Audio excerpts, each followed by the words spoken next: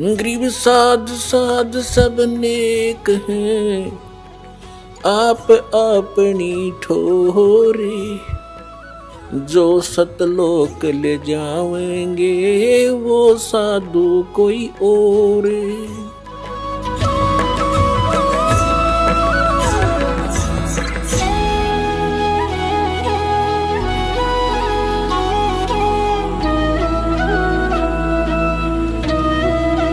कबीर सागर के अंदर कबीर बानी एक चैप्टर है, उसके पृष्ठ नंबर 134, 35, 36 और 37 पे यह स्पष्ट किया है कि गरीबदास जी का 12वां पंथ होगा।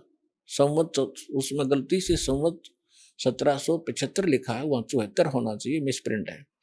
कि उसमें जो आएगा भक्त संत, जो उसका मुखिया होगा, उसके माध्यम से मैं अपनी महिमा की वाणी को पुनः प्रकट कराऊंगा। लेकिन उस गरीबदास पंथ वाले भी उससे परिचित नहीं होंगे, असंग जन्म तक वो मेरे इस ज्ञान को समझ नहीं सकेंगे। फिर परमात्मा ने कहा था कि जब जैसे काल ने कहा था 12 पंथ करूं मैं साजा और नाम तुम्हारा ले करूं आवाजा, 12 पंथ चालू करूंगा तेरे नाम तय, परमेश्वर से कहा था। और 12 पंथ नाम जो ले ही सो मेरे मुख में आन समोई, और अनेक पंथ चलाऊं उनसे न्यारे ये राधा स्वामी, धन धन सतगुरु, जय गुरुदेव और ये ठाकुर जी, विनोद वाला, ताराचंद, ये और अनेक पंथों में से हैं। और अनेक पंथ चलाऊं या विद जीवों को भरमाऊं, जोग जीत जाओ संसारा, जीव न माने कहा तुम्हारा। तो इसलिए परमेश्वर ने कहा था कि चौथा युग जब कलयुग आई तब हम अपना अंश पठाई और काल फंद छूटे नरलोई, सकल सृष्टि परवाने खोई। ये तो उन्होंने बता दिया कि 12वें पंथ में मेरी महिमा की वाणी प्रकट होगी। उसके बाद फिर उस गरीब 12वें पंथ में हम ही चलावें और सब पंथ मिटा के एक पंथ चलावें। तो उस परमात्मा ना ये दास भेज दिया पुण्यात्माओं, गरीबदास पंथ में ही दास का से ही निकास हुआ है। फिर क्या बताया है कि कलयुग बीते 5500 पाचा, तब ये मेरा वचन होगा साचा। कलयुग बीत जावे जब एता, और सब जीव परम पुरुष पद चेता। 5505 जब वर्ष बीत जाएंगे, उस समय ये मेरी बात सत्य होगी कि मैं 12वें पंथ में स्वयं आऊंगा, सब पंथों को मिटाकर एक पंथ चलाऊंगा। अपने आत्मा थोड़े से दिन की बात है, बुद्धिमान समाज है, अभी तक उनके पास ये ज्ञान पहुंचा नहीं है और पहुंचने लग रहा है। परमात्मा तो दयालु है, घर घर टीवी लगा दिए, मोबाइल बना दिए, इनमें चिप डलवा लो, सीडी बैठ कर देख लो, पुस्तक पढ़ लो, टीवी देख, कहीं ना कोई तो मार्ग से अपने बच्चों तक ये पहुंचा कर छोड़ेंगे। और जब उनको ये समझ में आएंगे, ऐसे आएंगे दौड़कर और सब एक हो जाएंगे, सबका मोक्ष होगा, सब यहां भी सुखी होंगे और सतलोक जाएंगे। जहाज भर भर कर भगवान आपको सतलोक छोड़ का होगा।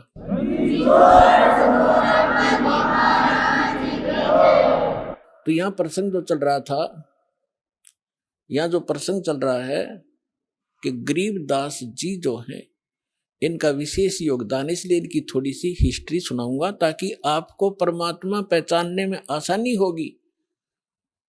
सभी वेद बतावें और सभी परमात्मा प्राप्त संत गुण गावें, तो फिर भगवान के पहचानने में आपको धोखा नहीं होगा, देर नहीं लगेगी और दृढ़ हो जाओगे। फिर चाहे कोई ब्रह्मा विष्णु महेश आकर भी आपको भ्रमित करने की चेष्टा करेगा, आप उनकी बात को मान नहीं सकते। दास आपको इतना दृढ़ करना चाहता है। अब जो प्रसंग चल रहा है कि गरीबदास जी जब 10 वर्ष के हुए, गरीबदास जी की थोड़ी हिस्ट्री सुनाऊंगा, यहाँ उनकी जीवन लीला थोड़ी सी सुनाऊंगा, वह पर्याप्त होगी आपके लिए। गरीबदास जी गांव करौथा, जहां अपना आश्रम है, सबसे पहले हमने 1999 में वहीं से स्टार्ट किया था। 2006 में करौथा कांड इन दुष्ट लोगों ने कर दिया था, वो उधर कोई बात नहीं, हम परमात्मा ने हमारा यहाँ सफलता कर दी, हमें तो अपना प्रचार करना है, चाहे कहीं जंगल में बैठ कर गुणगावा भगवान के, बच्चों तक ज्ञान पहुंच जाना चाहिए। तो करौथा गांव के वो मूल निवासी थे उनके पिताजी, और वो ब्याहे थे गांव छुडानी, जिला झज्जर हरियाणा में, और गांव करौथा है जिला रोहतक में।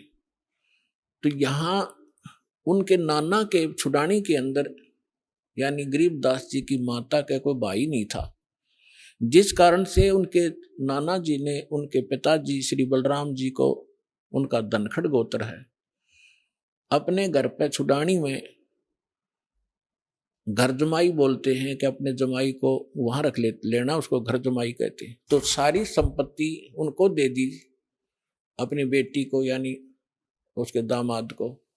उनके लगभग 2500 बीघा, जैसे राजस्थान में बीघा होता है, तो 2500 बीघा, पहले बीघा ही था यहाँ पर भी, ये बाद में ये बनी है यहाँ पर एकड़, तो 2500 बीघा जमीन था। इतना बड़ा किसान थे। आज के 1400 के करीब, पौने 1400 के करीब एकड़ जमीन बनती है उन 2500 बीघा की। तो सारी संपत्ति के वारिस फिर गरीबदास जी ही थे। 10 वर्ष के बालक थे, उनके पिताजी यानी नाना जी तभी तक वहां साथी थे। तो उनके वहां लगभग 150 गौवें थी, चरागा, क्योंकि अपने खेत बहुत बड़े थे, गौवें रखते थे।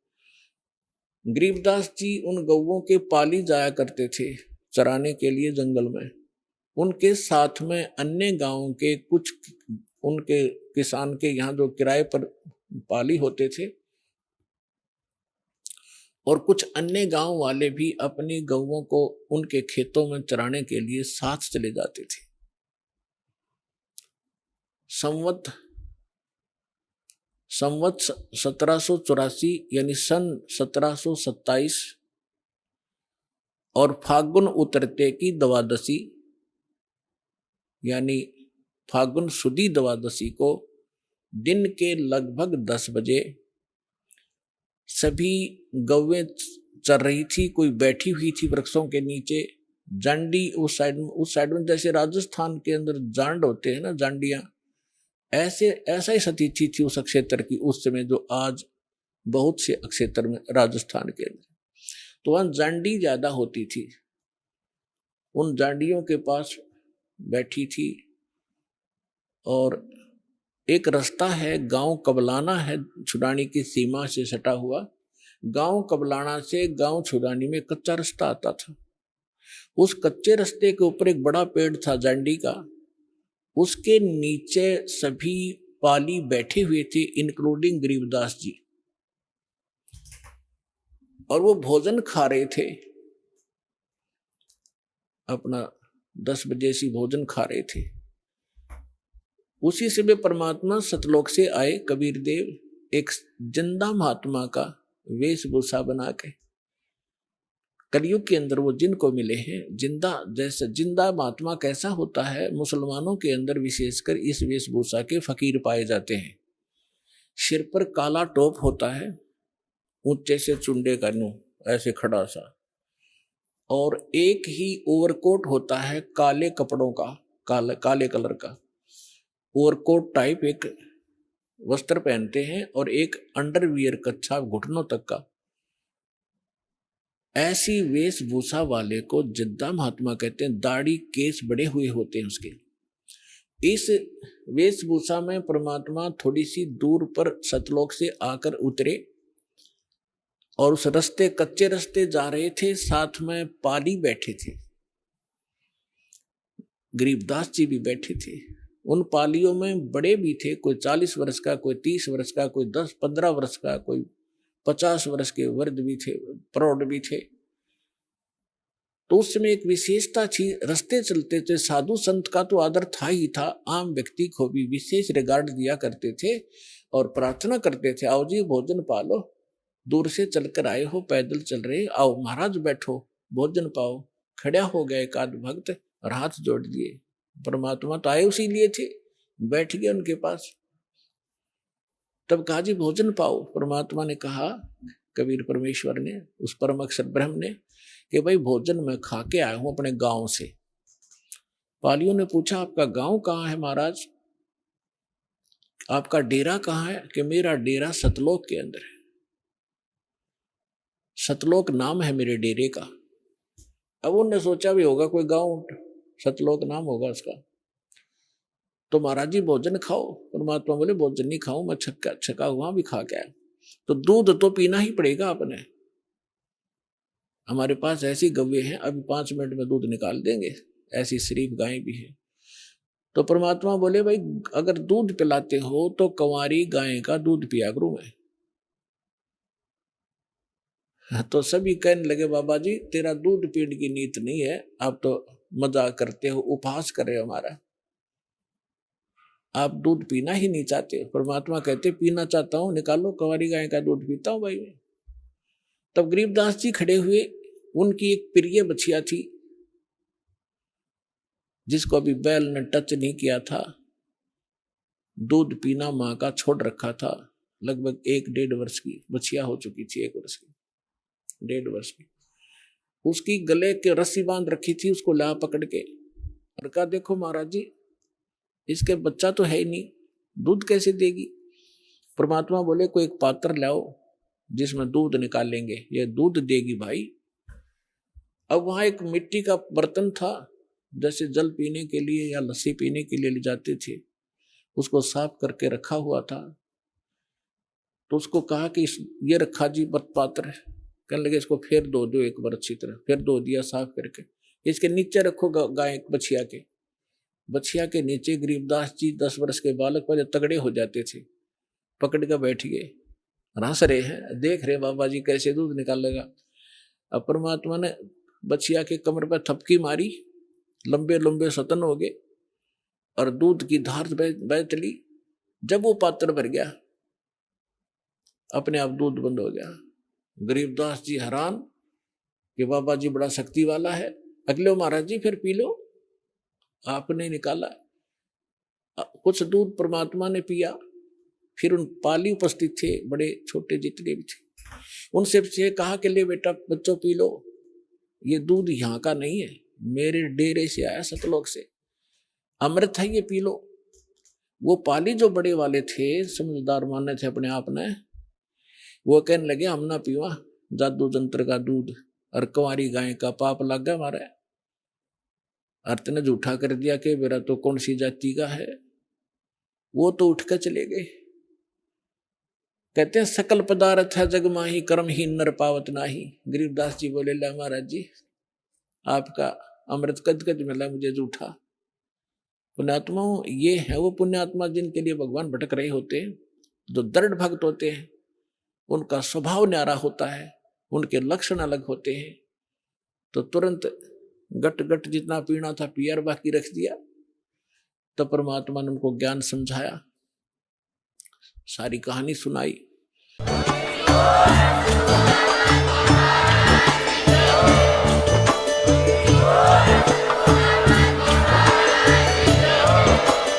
आप सुन रहे थे जगत गुरु तत्वदर्शी संत रामपाल जी महाराज जी के मंगल प्रवचन। अधिक जानकारी के लिए विजिट कीजिए हमारी वेबसाइट www.jagatgururampalji.org। संत रामपाल जी महाराज जी के शुभ आशीर्वाद से पूरे विश्व भर में 500 से भी ज्यादा नाम दीक्षा केंद्र हैं, जिन पर संत रामपाल जी महाराज जी द्वारा ऑनलाइन निशुल्क नाम दीक्षा दी जा रही है। अपने नजदीकी नाम दीक्षा केंद्र का पता करने के लिए संपर्क करें 8222880541।